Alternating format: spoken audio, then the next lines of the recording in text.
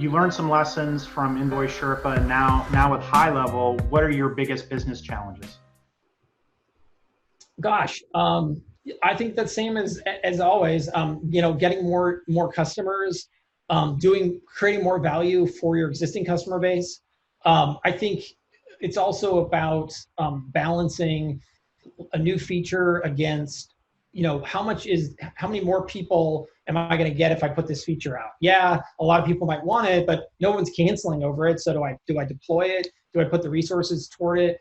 And the thing with software is it's not really a one-time deal. Like, people think, oh, you just write the code and it runs itself. But really, it's more like I write the code, I put the feature out, and then I have to put an employee to sit there and continue to enhance it pretty much forever, right?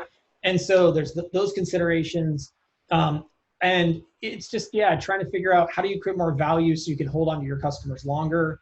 How are you creating more value, not just for your end customer, but what are you doing to help them create more value for their customer? Because really that's what it's all about. I think about every day, how do I get up today and make more money for not myself, but for my marketing agencies that are my customers? Because I just know that if I make that person $1, I will become exceedingly more valuable. And now they're not going to want to leave me ever because I'm literally making the money. So I think those are the biggest things I think about just in terms of growing and scaling. Mm-hmm. You've obviously adopted to this lifestyle of being a business owner, being an operator. What is it about the lifestyle? What's the benefit of running your own business for you? Gosh, that's a really loaded question for me. I don't know. I think part of it is I just never really learned any differently. So I dropped out of college to start a business.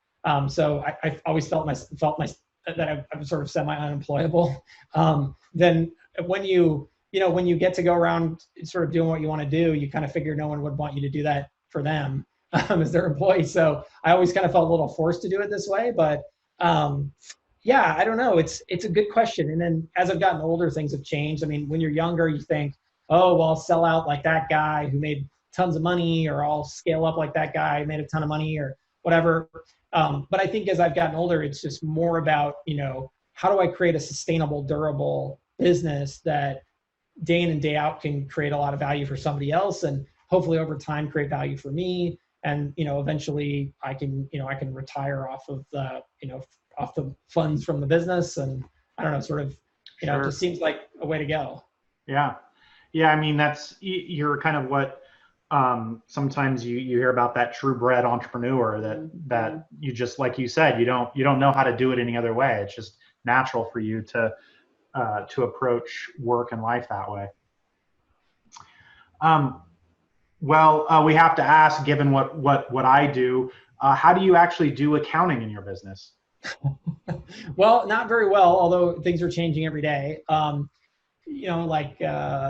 I try to keep it simple. I've recently hired, but of course I've hired an accounting firm for tax purposes and all that. And then now I'm slowly bringing on a bookkeeper to sort of handle all of the ins and outs. But yeah, in general, I mean, I have QuickBooks Online. But my wife is a CPA, thankfully, so she's at least more diligent about asking me and pressuring me and holding my hand to do things right and do things on time. So between all of those things, that's kind of sort of how the accounting works. Sure. What's next for HighLevel? Well, it's actually some really big and amazing things. So back to trying to create more value for our customer base.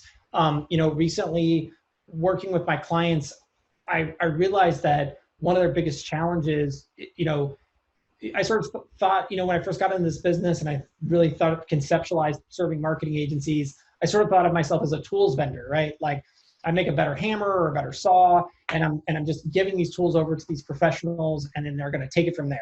And really they're going to judge me based on my tools and how good they are. But in reality, they have a lot of business challenges outside of the tools that software just fundamentally can't necessarily solve for. So recently, we've learned that lots of these agencies are either one person in a dream or they're a small group of people. And the biggest issue they run into is scaling their agencies. So a lot of these guys, they start off with nothing. They prospect, they bring in a couple of customers. Then all of a sudden they have to switch over to servicing those customers. Their sales pipeline dries up.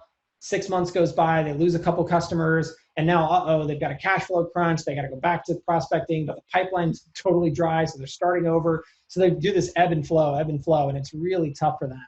And so what we're going to do is we're going to come in and start providing services on a white label basis for the agency so that they can just stay focused on sales 24/7, and then they can outsource all of the actual fulfillment to us, which, some of that will no doubt be technology enabled, but there's going to be a lot of bodies there and a lot of people to do those fulfillment services.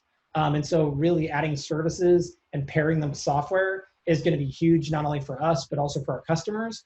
But it'll certainly be a big change for us as well. Wow. If you had to guess, what would that mean in terms of your head count 12 months from now? Oh gosh, I think it'll be 10x. Oh, wow. Okay. Yeah, easily. Because currently with our current customer base, if I just do really low adoption rates on the services, I mean, the numbers are huge. And so as a result, I'll have to staff up considerably. Well, that is exciting, and I hope maybe you'll join us again. Maybe we can do this again. Yeah, that'd be great. Later in the year to find out where you're at and how these things go. Where are they now? Did it work out? Did they crash and burn? Well, I'm sure there will be successes, but like all businesses, and as your experience is borne out, sometimes the success happens kind of in a different way than you might have expected. So exactly, that'll be definitely an interesting follow-up that we can have. Absolutely.